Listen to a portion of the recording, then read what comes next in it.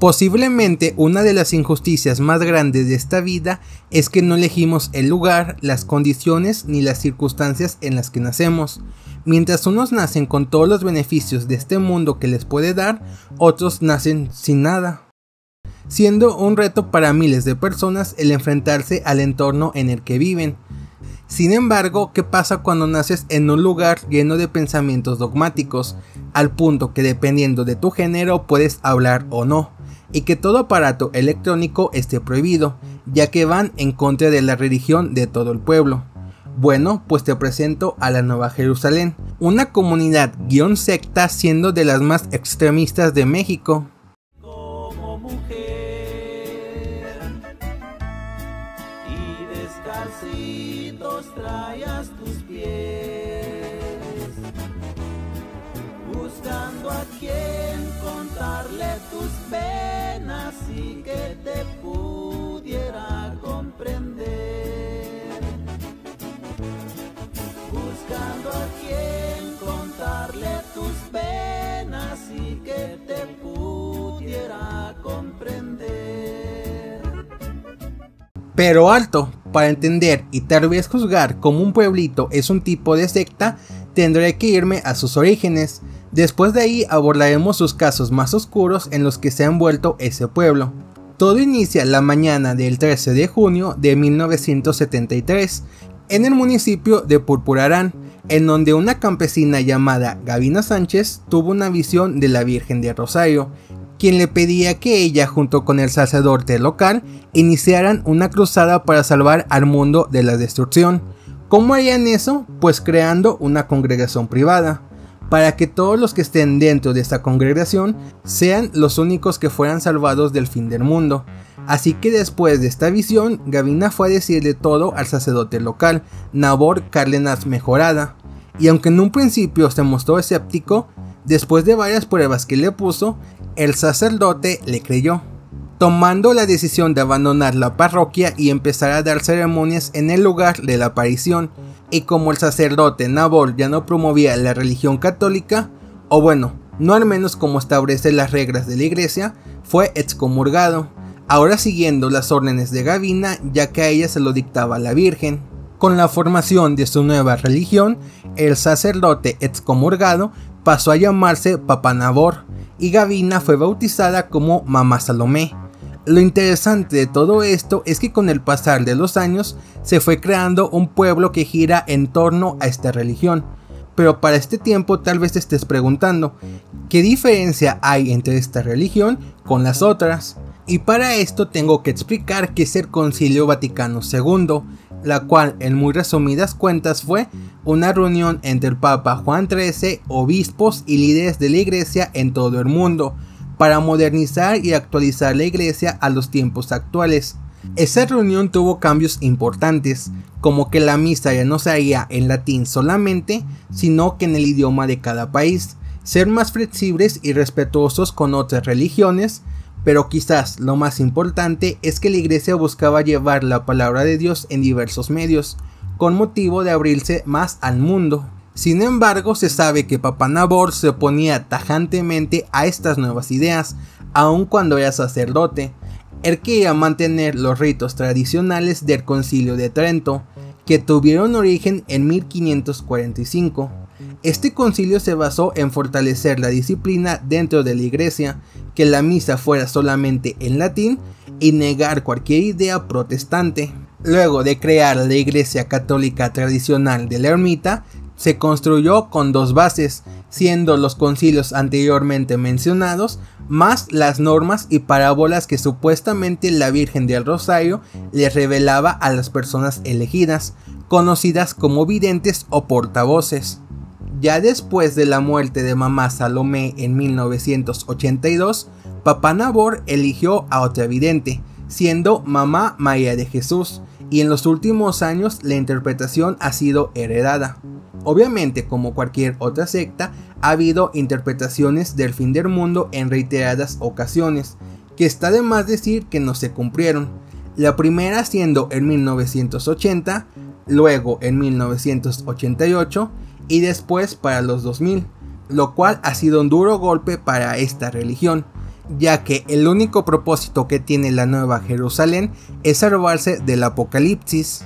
Sin embargo, no ha sido el único golpe que ha tenido esta secta en estos años, pues en 2008, luego de morir Papa Nabor, la comunidad se dividió en dos grupos, esto principalmente por el siguiente a tomar el mando, siendo Agapito Gómez, siguiendo los dogmas al pie de la letra como lo dicta la religión, mientras que un grupo más pequeño creía que en algunas cosas debe de haber cambios, como en la educación, siendo algo vital, porque solamente a los niños se les enseña a leer y escribir con el único fin de aprender a ahorrar correctamente. Todo esto tuvo un final trágico, ya que los que creyeron dichas cosas fueron expulsados del pueblo, siendo llamados laicos de una manera despectiva por estas ideas, mientras los que se quedaron se volvieron aún más extremistas por un tiempo. Hasta aquí es que viene a ser la historia oficial, entre comillas, del pueblo. Y es que un pueblo que apenas cuenta con 52 años desde su creación, con una vida que se basa solamente en la religión tradicionalista, ¿cómo es posible que tenga tantas cosas turbias y muchísimas problemáticas que dan mucho que pensar?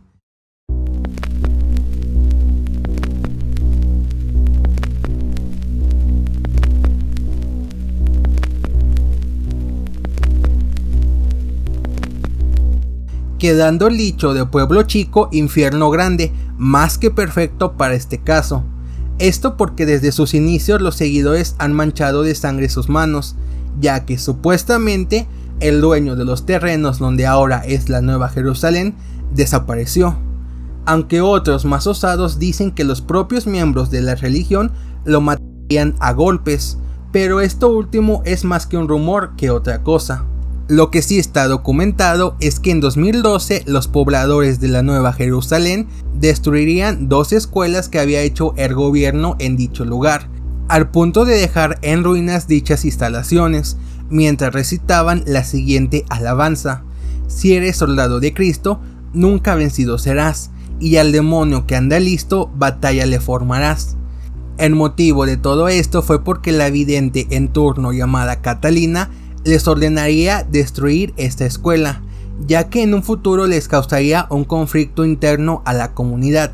Sorprendentemente no ha sido la primera vez que ha pasado algo similar, porque como sabrán, la educación básica es un derecho que todos los niños mexicanos deben de tener.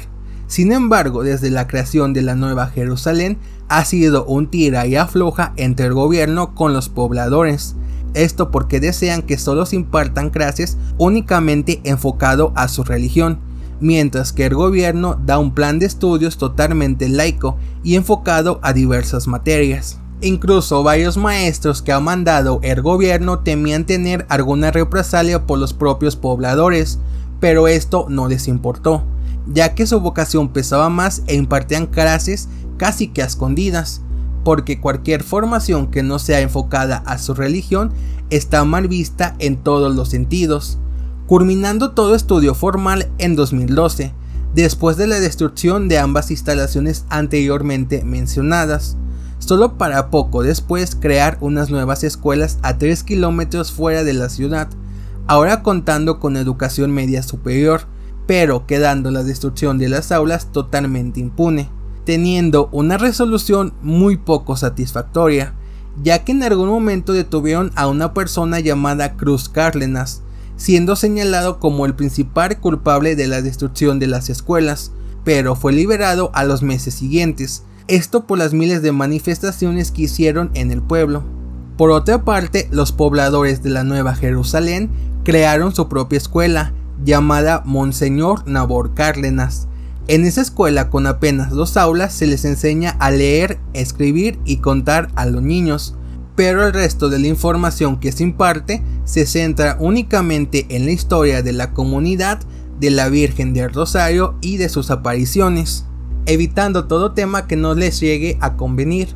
Por otro lado, los docentes son elegidos por la vidente de la comunidad, y esto no es un caso particular con la escuela, ya que varios habitantes que han estado dispuestos a un cambio han tenido como consecuencia que se les despoje de sus hogares y terrenos, esto por una orden divina que tuvo Madre Catalina. Los afectados y la parte más abierta a un cambio han manifestado el temor ante la impunidad por estas acciones, ya que los que actúan son los líderes religiosos que promueven estos actos, usando el argumento de órdenes divinas para mantener un control sobre la vida en la comunidad, sin importar que lo que están haciendo sea legal o no, siendo básicamente una monarquía religiosa controlada por el papá y la mamá del momento, que operan el margen de la legalidad en este pueblo, sin que las autoridades quieran o al menos les interese poner orden en dicha comunidad, quedando el control del pueblo a manos del culto, lo cual nos lleva a las reglas de dicho pueblo.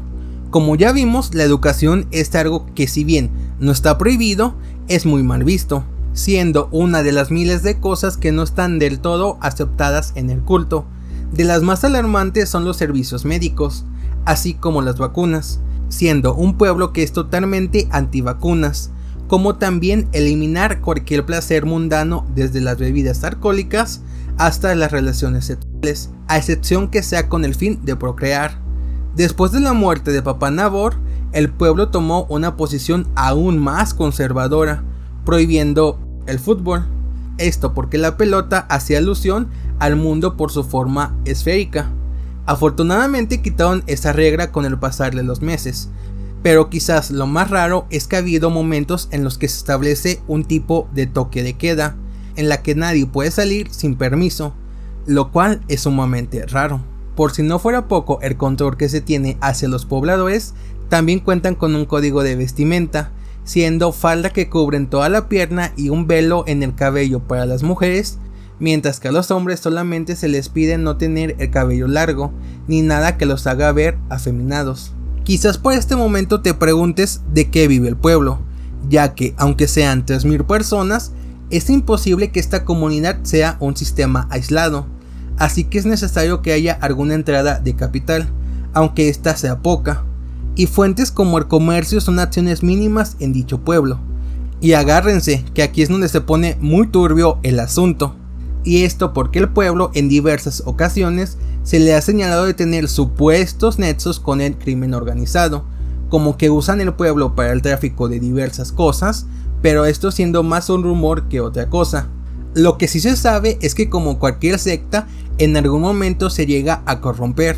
Como ya mencioné, después de que Papá Nabor muriera, Agapito Gómez tomó el mando de la secta.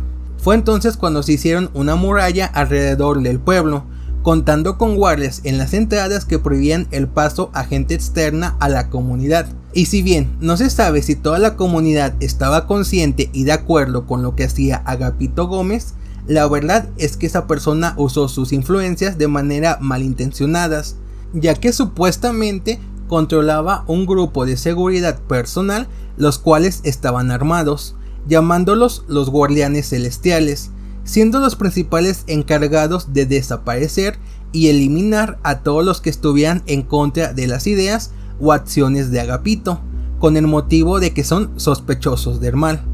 Pero quizás la cosa más oscura fue que abusó y embarazó de una menor de 11 años, y aunque el asedio de la familia fue mucho, se atrevieron a denunciar penalmente a Agapito. Sin embargo, eso no terminó bien, ya que supuestamente por unas influencias políticas, Agapito salió impune. Y te preguntarás, ¿qué influencias políticas? Pues sucede que desde su creación la comunidad ha tenido ciertos vínculos políticos, siendo el mismo Papá Nabor Cárdenas, que aseguraba que su primo era el mismísimo expresidente Lázaro Cárdenas. Y como ya se ha visto, el pueblo no tiene decisión propia, sino que es impuesta por el líder religioso del momento, el cual en temporadas de elecciones les ordena al pueblo por quién debían de votar, teniendo una preferencia hacia un partido político. Y para que no me desaparezcan porque amo vivir y estoy tocando ya temas muy sensibles, omitiré el nombre de dicho partido. Pero todo esto es muy curioso, ¿no creen? Para finalizar esto, en 2012, Óscar Montero Arreola, quien fue un habitante de la Nueva Jerusalén, dio su testimonio en donde menciona las consecuencias de no seguir dichas reglas. Si no se cumplen las reglas de las voces que bajan del cielo, el castigo puede ser hasta la muerte. En mi joven vida he visto cómo le dispararon a un insubordinado, y he sido recluido en un calabozo por faltar a los mandatos de la divinidad. Si bien en los últimos años la Nueva Jerusalén se ha abierto más al cambio, aún le queda un camino por recorrer, sin mencionar que este pueblo es una secta en toda la extensión de la palabra, abusando del poder en diversas ocasiones, siendo un caso similar a Jonestown ocasionado por Jim Jones o Anseom Reikyu de Shoko Asahara. Inclusive al tema del poder y mover influencias es muy parecido al caso Manson y su familia, todas ellas siendo clasificadas como sectas apocalípticas, ya que están a la espera con miedo y a la vez con gusto que el fin del mundo llegue. Si quieren saber más del tema, ya que omití algunas cosas fuertes, les recomiendo el libro La cara del diablo, la historia de la Nueva Jerusalén y el hombre que quiso ser Dios, ya que ahí profundizan más en el tema. El caso de la Nueva Jerusalén es un caso difícil de creer, porque es casi imposible que en estas fechas haya un lugar en donde el uso de aparatos electrónicos, la educación, incluso servicios médicos, sean mal vistos por el simple hecho de ser considerados mundanos o contrarios a la fe verdadera, por el sector más radical de dicho pueblo. ¿Y tú qué opinas acerca de la Nueva Jerusalén? ¿Un pueblo sagrado o un pueblo que es más oscuro de lo que se cree? Te leo en los comentarios. Por mi parte ha sido todo. Como los bienaventurados, como todos los santos que están gozando de la gloria de Dios. Eso significa la cuenca celestial. Otra vida, no la vida del mundo, sino la vida del cielo, la tierra prometida.